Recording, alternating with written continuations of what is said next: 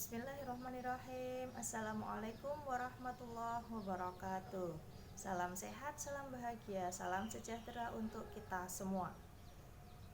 Puji dan syukur kehadirat Allah SWT. Pada kesempatan ini kita bisa bertemu kembali untuk mata kuliah komunikasi gender, dan kita akan berbicara atau mendiskusikan tentang ketidakadilan gender. Oke teman-teman, untuk mengawali mari kita buka dengan membaca basmalah terlebih dahulu. Bismillahirrahmanirrahim. Ya, seperti pertemuan minggu lalu bahwa ketidakadilan gender itu disebabkan beberapa hal ya. Ada dua hal yang sudah kita bahas, yaitu tentang budaya patriarki dan juga persepsi atas pemaknaan di dalam keagamaan begitu. Nah, apa sih sebenarnya ketidakadilan gender gitu? Ketidakadilan gender adalah sebuah kondisi di mana sesuatu itu tidak pada tempatnya. Kalau kita mengingat definisi adil gitu ya. Adil itu adalah sesuatu yang berada di tempatnya, sesuatu sesuai dengan apa yang menjadi tempatnya begitu. Maka ketidakadilan gender adalah kebalikan dari definisi gender. Kalau kita kaitkan dengan gender, maka yang dimaksud tidak sesuai pada tempatnya adalah tidak sesuai dengan hak antara laki-laki dan perempuan.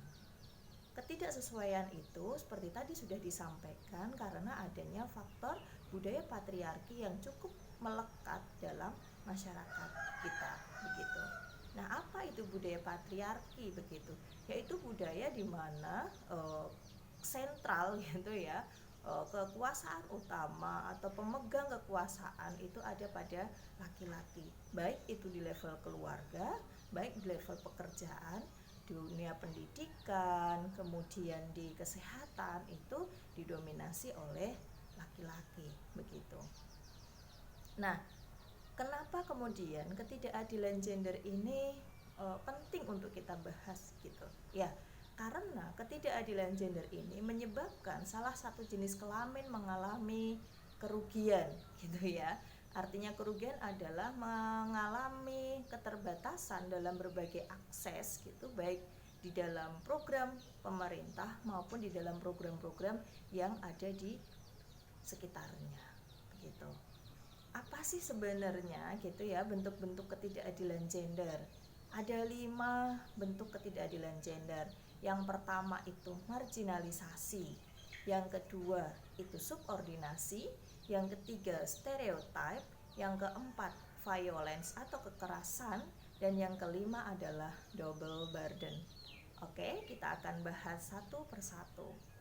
Marginalisasi adalah sebuah kondisi yang meminggirkan salah satu jenis kelamin. Apa maksudnya meminggirkan gitu ya? Jadi meminggirkan itu artinya menganggap tidak ada, hampir tidak ada begitu, sehingga terabaikan. Sering ya kita melihat salah satu acara di televisi misalnya orang-orang pinggiran. Teman-teman bisa membayangkan bagaimana orang-orang yang terpinggirkan, bagaimana kondisinya gitu. Nah, di dalam gender, marginalisasi atau peminggiran ini menyebabkan begitu ya, salah satu jenis kelamin mengalami dampak begitu, dia tidak memiliki akses atau keterbatasan akses untuk beberapa aktivitas yang ada di sekitarnya. Contoh misalnya tentang marginalisasi perempuan adalah adanya konstruksi sosial bahwa perempuan itu hanya nanti akan ada di rumah, masak, macak, dan mana, sehingga menyebabkan apa? Dia termarginalkan dari aspek kesempatan untuk mengenyam pendidikan yang lebih tinggi. Tidak sedikit di beberapa daerah begitu ya, seorang anak perempuan itu cukup sampai level SD atau SMP, setelah itu mereka akan menikah gitu. Kenapa? Karena tadi budaya masyarakat, konstruksi masyarakat yang ada di lingkungannya masih memandang bahwa perempuan itu ya hanya akan di dapur, sumur, dan kasur. Sehingga apa? Kesempatannya untuk mengenyam pendidikan tinggi, kesempatannya untuk bekerja pada sektor yang lebih baik di luar daerahnya itu menjadi terbatas. Yang kedua, setelah marginalisasi adalah subordinasi. Apa itu subordinasi begitu? Subordinasi adalah penomor duaan. Jadi teman-teman bisa bayangkan gitu, penomorduaan artinya gitu ya, ada jenis kelamin baik laki-laki ataupun perempuan itu yang dinomorduakan selalu dipandang sebagai pihak yang tidak bisa di level tertinggi itu. Sehingga berdampak pada jenis kelamin ini seolah-olah hanya menjadi pelengkap begitu, pelengkap di dalam sebuah kondisi di sosial masyarakat kita. Misal yang paling mudah gitu ya, ketika kita bicara tentang kegiatan, maka hampir pasti yang masuk di seksi konsumsi itu adalah perempuan dan ketua panitianya adalah laki-laki. Itu contoh subordinasi. Mungkin tidak sih sebenarnya ketua kelompoknya atau ketua panitia itu perempuan, kemudian yang menjadi seksi konsumsi itu laki-laki gitu. Sangat mungkin, tetapi karena konstruksi sosial bahwa perempuan itu urusannya kaitannya dengan dapur, maka hampir rata-rata begitu ketika bicara seksi konsumsi ya perempuan. Yang kedua misalnya di dunia kerja begitu, rata-rata perempuan itu ditempatkan pada nomor 2. Artinya nomor 2 tidak selalu kemudian yang tertinggi dan nomor 2 berikutnya. Artinya penomorduaan itu pada level yang di bawah begitu, tidak bisa selalu ada di level tertinggi. Di dunia pekerjaan misalnya begitu ya, seorang perempuan itu lebih cenderung pada posisi sekretaris, bendahara begitu, dengan konstruksi sosial yang ada bahwa perempuan itu teliti, perempuan itu cermat, perempuan itu mengalokasikan uangnya itu lebih tertata begitu. Sehingga sehingga tadi ya sudahlah yang perempuan lah yang menduduki jabatan sebagai sekretaris ataupun bendahara. Sekali lagi, boleh tidak seorang perempuan menjadi direktur, kemudian laki-laki itu yang menjadi bendahara ataupun sekretaris? Boleh tidak seorang laki-laki itu lebih cermat, lebih teliti gitu, lebih hati-hati ketika mengalokasikan anggaran? Boleh. Tetapi sekali lagi konstruksi sosial inilah yang kemudian membentuk gitu ya persepsi di masyarakat, baik di dunia kerja, di dunia pendidikan, dunia kegiatan sosial kemasyarakatan itu bagaimana seharusnya laki-laki dan perempuan diperankan menurut sosial budaya yang ada. Kemudian yang ketiga yaitu tentang stereotip atau pelabelan. Apa yang disebut dengan pelabelan atau stereotip begitu. Stereotip adalah pelabelan terhadap salah satu jenis kelamin begitu, bisa berupa label positif dan juga label negatif. Apakah yang dimaksud dengan label positif dan label negatif itu berdampak pada ketidakadilan gender? Iya. Contoh label positif adalah tadi, perempuan itu lemah lembut, perempuan itu jujur, perempuan itu teliti, perempuan itu lebih tertata begitu. Itu namanya label positif. Tetapi ternyata label positif punya dampak pada subordinasi perempuan, di mana tadi contohnya di bidang subordinasi tadi perempuan itu rata-rata ditempatkan pada level kedua dari sebuah struktur sosial yang ada di masyarakat, di tempat kerja, di lingkungan pendidikan dan sebagainya. Gitu. Nah, yang kedua tadi ada label negatif.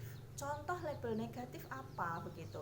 Contohnya adalah misalnya seorang perempuan yang menggunakan rok mini misalnya, atau misalnya seorang laki-laki yang rambutnya gondrong.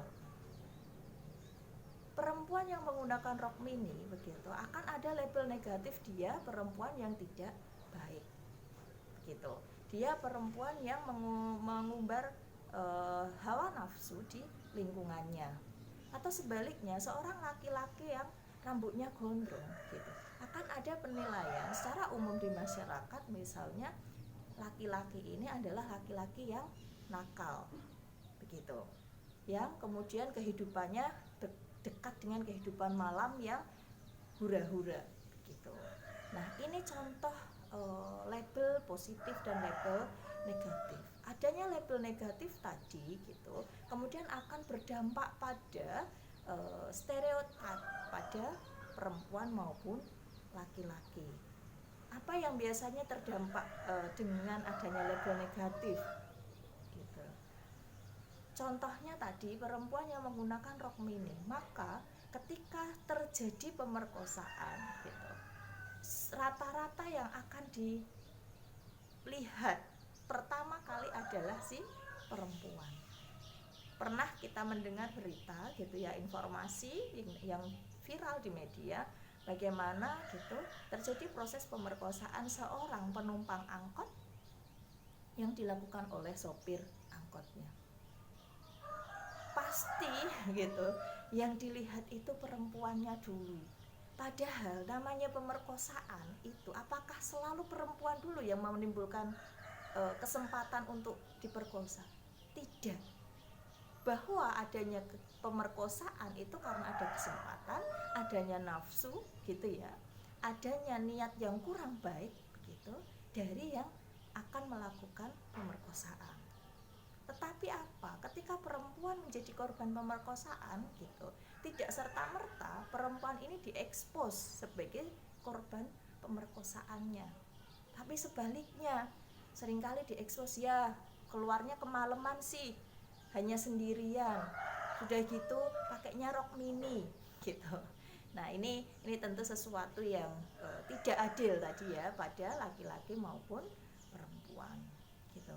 Oke, yang keempat tadi kita sudah bicara tentang marginalisasi, kemudian bicara tentang subordinasi, yang ketiga stereotip, maka yang keempat kita akan bicara tentang kekerasan atau violence. Apa itu kekerasan? Kekerasan adalah suatu bentuk gitu ya, tekanan fisik ataupun non fisik, dalam hal ini adalah mental, pada salah satu jenis kelamin gitu. Ketika kita bicara kekerasan fisik, jelaslah mudah kita identifikasi KDRT, kekerasan dalam rumah tangga, atau misalnya pemukulan di tempat umum. Ketika kita bicara kekerasan non fisik, maka yang berkaitan dengan sesuatu yang sifatnya itu tidak nyata dapat kita lihat. Contoh misalnya adalah sebuah perkataan gitu antara laki-laki dan perempuan yang itu membuat gitu ya hati atau perasaan salah satu jenis kelamin itu menjadi tidak nyaman. Misal, ini misal saja, seorang suami istri begitu, kemudian suaminya menyampaikan kepada istrinya begitu dengan kata-kata yang kurang enak diterima oleh istrinya. Misalnya, "Bu, anakmu itu loh, mbok dididik yang baik." Gitu. Kata-kata itu tentu akan sangat tidak nyaman bagi seorang perempuan. Kenapa? Karena dia sudah merasa waktunya untuk mendidik anak cukup begitu, tetapi masih disalahkan sama suaminya. Atau sebaliknya, seorang istri gitu ya, seorang perempuan kemudian berkata kepada suaminya, "Pak gitu, kerjamu ki apa toh? Gitu. Kerjaanmu tuh apa? Kami ini butuh untuk dicukupi.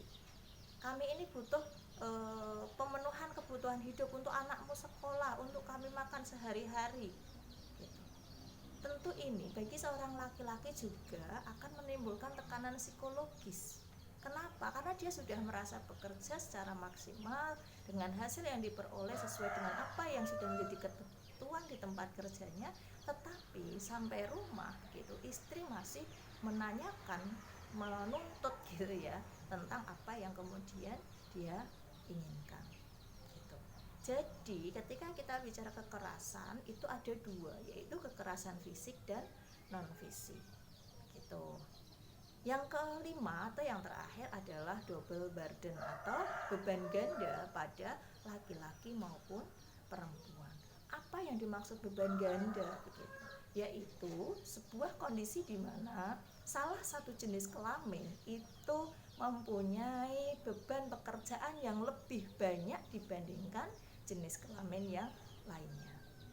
Maksudnya apa? Maksudnya begini, jadi misalnya ada laki-laki dan perempuan di sebuah rumah tangga, ini adalah suami istri begitu. Beban pekerjaan perempuan atau beban pekerjaan laki-laki itu lebih berat salah satu. Yang paling sering terjadi fenomenanya adalah misalnya di sebuah keluarga gitu, seorang perempuan itu harus bekerja domestiknya full, tapi dia juga harus bekerja di luar gitu. Tapi kemudian seorang laki-laki itu hanya kemudian memerankan dirinya sebagai seorang bapak, sebagai seorang kepala keluarga yang kemudian ya sudah, pagi berangkat kerja, sore pulang, selesai. Padahal seorang perempuan misalnya istrinya sudah berangkat kerja, kemudian sudah menyelesaikan pekerjaan rumah tangganya sebelum bekerja, pulang dari kerja dia harus mengerjakan semua pekerjaan rumah tangganya.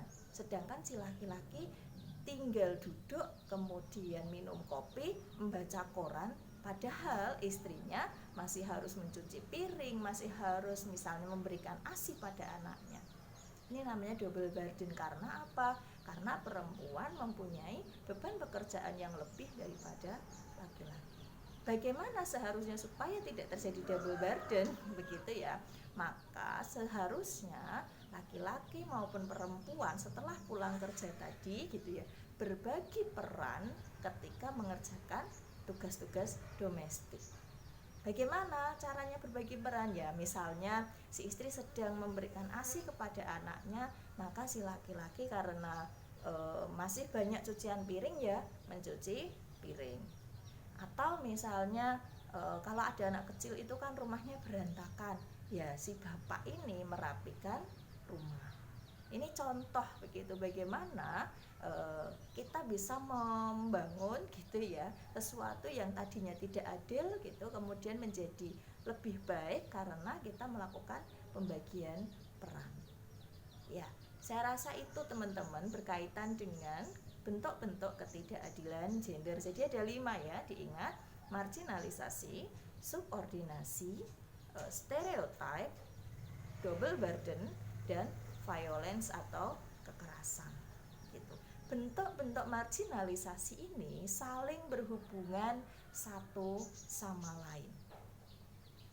Contoh misalnya, seorang laki-laki begitu yang mengalami stereotip bahwa dia itu berambut gondrong, kemudian stereotipnya adalah dia itu nakal, dia itu kehidupan malamnya lebih kuat daripada kehidupan sosialnya misalnya begitu, suka dalam tanda kutip tapi tidak boleh diikuti, misalnya stereotipnya adalah mesti kalau kehidupan malam itu dekat dengan hal-hal yang tidak baik gitu, maka akan berdampak pada apa begitu?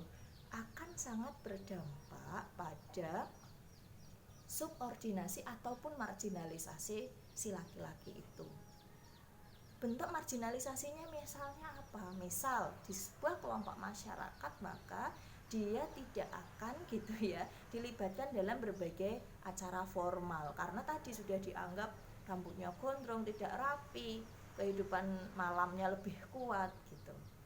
Atau yang kedua, kalau di dunia kerja misalnya dia tidak akan memperoleh akses atau kesempatan kerja. Kenapa? Karena tadi stereotip yang melekat pada laki-laki berambut gondrong. Ketika dia tidak mempunyai kesempatan memperoleh kerja, maka dia sudah masuk pada kategori menerima ketidakadilan gender berupa marginalisasi. Begitu. Ini contoh, saya hanya ingin menegaskan bahwa bentuk-bentuk marginalisasi itu begitu satu sama lain saling berkaitan. Lagi contohnya misalnya tentang kekerasan di dalam rumah tangga gitu. Tadi adalah salah satu bentuk dari violence gitu.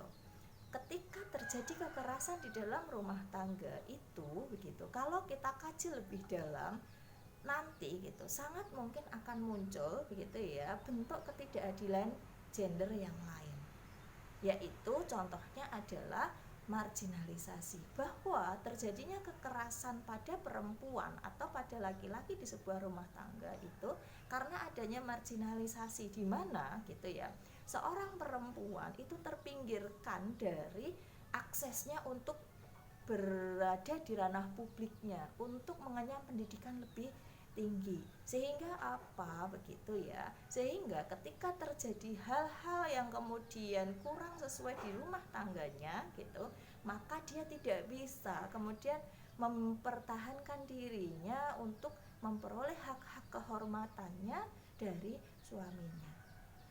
Yang terjadi pada akhirnya adalah kekerasan dalam rumah tangga. Oke teman-teman, ini materi kita pada kesempatan ini berkaitan dengan bentuk-bentuk ketidakadilan gender.